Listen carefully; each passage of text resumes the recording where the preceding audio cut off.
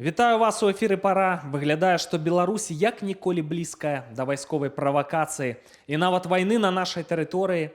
20 чэрвеня чацвер памежны камітэт рэжыма паведамляе пра тое, што нібыта ўкраінцы нарошчваюць сваю вайсковую групоўку на мяжы Украіны і Беларусі. Хоць любы цвярозы на розум чалавек разумее, што это апошняе, што патрэбна ўкраінцам. Нападаць на Беларусь ні за што, у іх праблемы. Расейцы ціснуць у накірунку часів яра, ціснуць на Харкаўшчыне, рыхтуецца наступ на Сумшчыну, все бліжэй да беларускіх межаў. І гэта Крымлю было б патрэбна распаліць пажар на беларуска-украінскай мяжы, каб адцягнуць украінскі кантынгент, якога не хапае туды і дзе-небудзь паспрабаваць прарваць фронт. І вось 21 чэрвеня, пятніца, Міністэрства абароны у Беларусі, вось якое кантралююць пракрамлёўскія генералы, нават не Лукашенко, паведамляюць пра раптоўную праверку боегатоўнасці войскаў. Кантынгент дадатковы едзе на беларуска-украінскую мяжу, гутарка пра Гомельшчыну і пра Берасці, там і сілы спецыяльных аперацый, і авіяцыя, і супрацьпаветраная абарона. Для чаго гэта робіцца? Тут вельмі просты сцэнары, што можа адбывацца. Першае, это проста правакацыя, каб адцягнуць як бы увагу украінцаў ці прыцягнуць туды вот на мяжу, так? Каб туды адправілі дадатковыя кантынгенты і такім чынам вось паслабіць узброеныя сілы Украіны. Ну а найгоршы варыянт, што яны сапраўды там учыняць вайсковую правакацыю, пачнецца вайнушка, і это будзе азначаць удары па тэрыторыі Беларусі, ну і вайна на нашай тэрыторыі з непрадказальнымі наступствамі. Ці не для гэтага ўмацоўвалі абарону базаў у Ганцавічах і Вілейцы, важных для ядравай праграмы Расіі. Нафтаперапрацоўчы завод у Мазыры, таму што украінцы лагічна, што будуць туды біць. Мяркую, што у найбліжэйшыя дні там ці тыдні мы пабачым, як будзе разгортвацца сітуацыя, якая, на жаль, вельмі небяспечная. Александр Лукашенко знаходзіцца як бы ў баку ад гэтых працэсаў, наведвае Дзяржынск, там фермы, спартыўныя аб'екты, нішто не звязанае з вайной.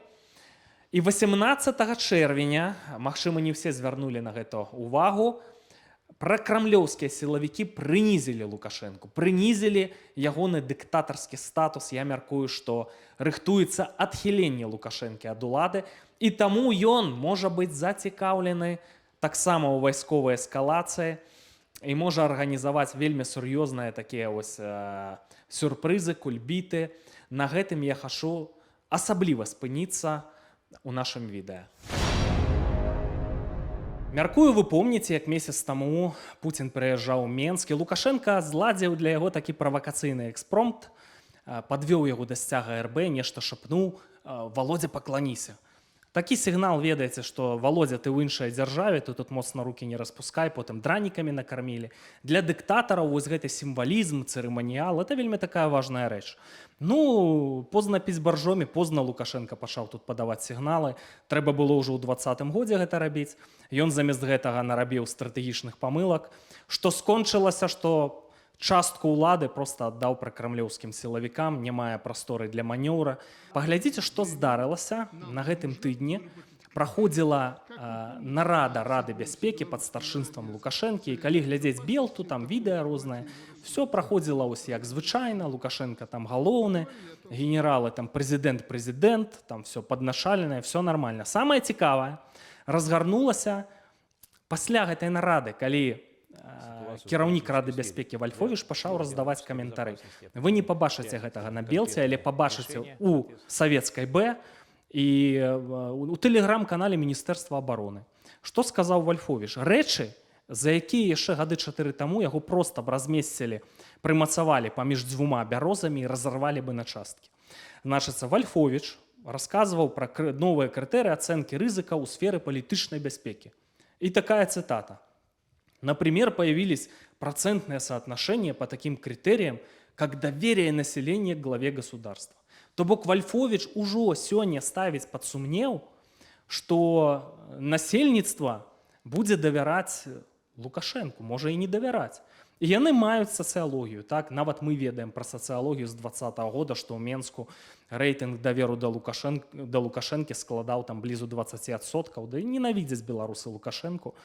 І ў патрэбны момант яны это скарыстаюць, скажуць, што все, няма даверу да Лукашэнкі, праверылі, значыцца, не адпавядае крытэрам, he is not qualified, і все, Александр Егорович, все, на бакавую. А калі той пачне рыпацца, скажуць, ну все, спроба дзяржпераварота забіць. Вось такая сітуацыя. Для чаго расейцы это робяць? Яны ж ведаюць, што падчас эскалацыі Лукашенко гатовы развернуцца, любыя фокусы просто прадэманстраваць, развернуцца на захад. Это не я, это Путин, меня заставили, я ў такім становішчы быў, все, уводьце войскі, я сваі разверну супраць Расіі. Каб вярнуць паўнату ўлады да сябе, ён жа аддаў яе гэтым пракрамлёўскім сілавікам. Кремль, конечно, разумее гэта, і все, яны пачалі прадпрымаць меры. Так? Вось не просто так гучаць такія цытаты. Відавочна, што план ужо ёсць па адхіленні Лукашэнкі, яго будуць адхіляць. І это, ведаеце, вельмі цікавая такая гісторыя. Дарэчы, і раней былі сігналы, ужо яны як бы закідвалі вуды, як Лукашенко адрэагуе. Мікалай Карпенкоў выйшаў з ценю, ну і калі там ствараў грамадска-палітычную там арганізацыю «Маладая гвардія» на крамлёўскі манер, сказаў, што будуць рыхтаваць новых палітыкаў. Новых палітыкаў? В Беларусі ж адзін палітык, і іншых палітыкаў, вот рэжым, сістэма, все рыхтавалася гадамі, ёсць як бы такая абкатаная мадэль, якія новыя палітыкі. І яшчэ тады на гэты нюанс звярнуў увагу Павел Латушка. Карпенкоў стварае фонд «Маладая гвардия». А ці ведаем мы, што «Единая Россия», гэта аналаг Белай Русі ў Беларусі, таксама мае крыло под назвай «Маладая гвардия». І гэта моладзевае крыло «Адзінай Расіі». Цікава, Карпенкоў, каментуючы стварэнне гэтага фонда, ён зноў вылез на экраны, ён жа атрымаў там ад Лукашэнкі па шапцы, менавіта на той нарадзе з вайсковымі, да? Калі ён сказаў, тут некаторыя заіграліся з Вагнером. Ён кажа, што гэты фонд будзе займацца ў тым ліку як бы дапамагаць палітыкам у Беларусі. Я вам скажу, як дасведчаны дзяржаўны службовец, былы міністр і амбасадар, усім вядома ў Беларусі, што адзіны палітык у Беларусі гэта хто? Вусаты чалавек. Калі Карпенкоў кажа ў множнай лічбе палітыкамі, да, ён што мае на ўвазе? Што ў нас будуць з'яўляцца палітыкі? Ён фактычна дае месседж Лукашэнкі. І на гэта Лукашенко не рэагуе, разумееце? І вось тут вельмі цікавая гісторыя. Ён фактычна не можа рэагаваць на Карпенкова, бо ён разумее, што прыляціць з Крамля, што ён працуе пад дахам Крамля. Стварыўшы губопік, гэта прарасійская структура, спецпадраздзяленні прарасійскія, дзе расійскія трыкалоры, фонд стварае «Маладая гвардия». І да чаго я веду? Значыцца, ўжо трэці элемент унутранай палітыка пераходзіць пад кантроль Крамля. Да, Лукашенко адмініструе тэрыторыю Беларусі. Тут мы не будзем з вами спрачацца. Ён прызначае, ён здымае, ён нарады праводзіць. Але ўжо ў сітуацыі крытычнай ужо кантроль над Беларусю будуць мець унутраныя войскі. Альбо Лукашенко пачне, прабачце, чесаць репу, і КДБ пачне яго дзейнічаць, бо гэта абсалютнай падставай пад Лукашенко. Ну а як вы лічыце, напэўна, зараз з'явяцца галасы, што лепш ужо Лукашенко, чым гэтыя пракрэмлёўскія генералы-здраднікі. Ну мне здаецца, як бы не павярнулася вось гэтая крывавая міжусобіца ў рэжыме, да якой абавязкова дойдзе, ну, нам застаецца назіраць, і любы варыянт для нас можа быць прымальны. Вось не становіцца Лукашэнкі. І вось гэты рэжым, ён персаналісткі, многае зацэментавана пад Лукашэнку, і калі яго не стане, у кожным разе гэта будзе фактар для сур'ёзнай дэстабілізацыі, і з'явяцца там пэўныя шансы ў нас. Альбо Лукашенко разбярэцца са сваімі пракрамлёўскімі ворагамі, я не магу па-другому казаць, яны ворагі для яго. І это таксама для нас не кепска там на пэўным этапе. А датычна крывавай міжусобіцы, магчыма, вы памятаеце, я яшчэ ўзімку разважаў над такім сцэнаром абсалютна сур'ёзна, і калі шчыра прызнацца, чакаў, што ўзімку ўжо там ці ўвесну гэтыя працэсы пачнуцца, можа быць там пад парламенцкія выбары. Но гэтага не адбылося, ну трошкі тэрміны расцягнуліся, але гэта абавязкова будзе, таму што ў Беларусі ёсць відавочныя дзве варожыя групоўкі. Першая гэта Лукашэнкі.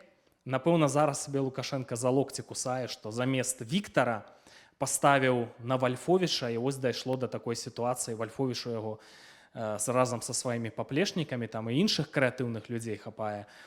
Просто забралі ў Лукашэнкі ўладу і хутка яго адхіляць. Дык вось все-таки Лукашэнкі будуць спрабаваць боўтацца, ствараюцца там нейкія міні-арміі, і вот эта вот варожая групоўка, яна ж ужо не аднойчы ставіла Лукашэнку на месца. Спрабаваў ён нешта там з захадам дыялог налажваць. Забілі Макея. Спрабаваў, значыцца, распашаць гандаль палітвязнямі у сваёй манеры. 3 спробы было. Меўся з'явіцца вот закон аб амністыі, все будзем выпускаць, там нейкія перамовы з захадам. 3 спробы гэтыя праваліліся. Не далі Лукашэнку гэтага рэалізаваць, таму нават дыктатарам паўнавартасным сёння яго называць як бы не выпадае. Ну а все-таки рэжым рыхтуецца вось да гэтай крывавай міжусобіцы, ствараюцца рознага кшталту міні-арміі, у тым ліку все-таки ёсць людзі лаяльныя да Лукашэнкі. На гэта звяртае ўвагу аналітык Сергей Бульба. Перыяд небяспечны, таму што Расія падрыхтавалася да транзіту ўлады. Да. Все разумеюць, што тушкі Лукашэнкі засталося не так багата часу бегаць. Все да гэтай рыхтуюцца. І паўтаруся, і Карпенковы, ну, і гэты генерал НКВД, як ён у форме там НКВД, это саме разгулюваў, калі яшчэ быў у міністэрстве, да? То бок усе рэальна рыхтуюцца, яны разумеюць, што будзе рэальны перадзел. КДБ падрыхтавалася да прыватызацыі. Калі вот зараз пачнуць падзеі разгортвацца больш-менш цікавым чынам, то нас тут адтуль будуць чакаць увогуле неспадзянкі. І пры гэтым прагназаваць тое, што Москва стане як бы так белай, пушыстай, хорошай, да не стане. Хоць там это Владимирович ці Васильевич это закапаюць 3 разы на біс, адкапаюць ізноўку закапаюць, все равно Россия не памяняецца, разумееце? Россия на сегодняшний день это хворый организм менавіта на свою імперскасць, она без яе не зможа жыць ніколі, разумееце? Я днямі гаварыў якраз з афіцэрамі украінскімі, яны ўпэўнены, што Украіна якраз стане для России, як Афганистан для Советского Союза. Яны все-таки вераць, што Россия лясне развалится на кучу этих мелких кавалкаў. І в принципе вот тады свет, по-моему, зможа ўздыхнуць спакойна. Ну і глядзіце, у якой патавай сітуацыі Лукашенко. Здавалася б, што все стары чалавек, са здароўем праблемы, все, можна на пенсію, можна ехаць у Чырвоную Паляну, рэзідэнцыя за $500 мільярда. Грошай вось так, бізнесы там у многіх краінах свету, сям'я забяспечаная, все ў парадку, можна вось так дажываць старасць. Ну заб'юць Лукашенку. Паглядзіце на досвед Януковіча, пераехаў у Расію, забілі сына, а Лукашенко падгадзіў Пуціну шмат разова больш. І калі нават пераедзе не ў Расію, куды-небудзь там у Арабскія Эміраты, ну і там дастануць. Это ж для дыктатараў вельмі важна вот гэты элемент помсты, сімвалізму, так?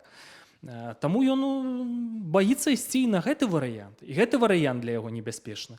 А адзіны больш-менш бяспечны варыянт, каб былі засталіся нейкія шансы пры наяўнай сёння сітуацыі, калі ён уладу страціў, гэта эскалацыя ў Беларусі. Эскалацыя, ён робіць кульбіт, значыцца, змова з Украінай, змова з палякамі, там, з захадам у цэлым, што все, я супраць Пуціна, ён мяне прымусіў, я не такі, вы ж все разумееце. Ну і да, на захадзе могуць з'явіцца суб'екты, якія там могуць паверыць і часова пабачыць у гэтым выгаду, раз ты супраць Пуціна, давай супрацоўнічаць.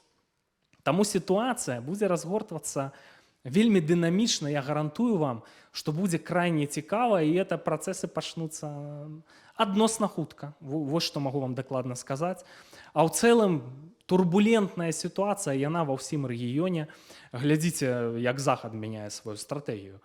Самі пераходзяць праз чырвоныя лініі, якія для сябе намалявалі. То верылі, значыцца, што з Пуціным можна там пра нешта дамовіцца. Сітуацыя дайшла да ручкі, дамаўляліся, не дамовіліся, і все, калі ласка, удары па тэрыторыі Расіі, самалёты, верталёты, калі ласка, прадаставім Украіне, там, супрацьпаветраную абарону, ну, такое, ведаеце, пэўны час таму цяжка было сабе ўявіць, калі там зацягнулі на паўгоду эту дапамогу Украіне. Розныя думкі былі. Ну а зараз відавочна все. Захад разумее, што без эскалацыі нічога не будзе. Вырашыць эту праблему будзе немагчыма. Заходняя цывілізацыя пад пагрозай, і лепш это зрабіць сёння рукамі украінцаў. Таму і тут будзе цікава. Паглядзіце на амерыканцаў, так вот, дэмакратычная партыя, Байден. Ну ўжо ж это немагчыма хаваць. Чалавек выходзіць на сцэну, губляецца ў прасторы, не ведае, куды ісці. Напэўна, это кепска уплывае на электаральныя рэйтынгі, часу да выбараў мала. Трэба будзе ім нешта прадэманстраваць, нейкія перамогі. Так, да, это аж была сітуацыя пройгрышу ў Афганістане, так, ганебны выхад з Афганістана. А тут украінцы дапамогуць ім паказаць вынікі, паказаць перамогі, палепшыць электаральныя рэйтынгі дэмакратаў. Глядзіце, Амерыка выбітная краіна, што вось мы змаглі зрабіць. Калі Трамп прыходзіць да ўлады, это ж чалавек «Make America Great Again».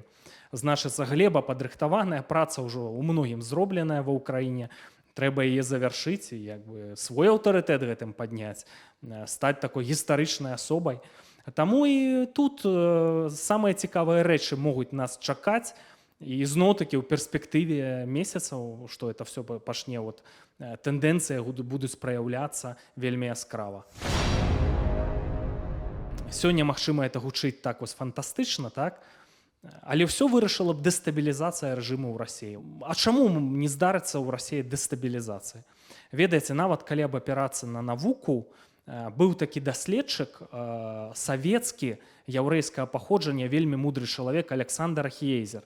Ён даследаваў гісторыю Расіі і знайшоў такую акалічнасць, што гісторыя это ідзе цыкламі, цыклы паўтараюцца вельмі часта.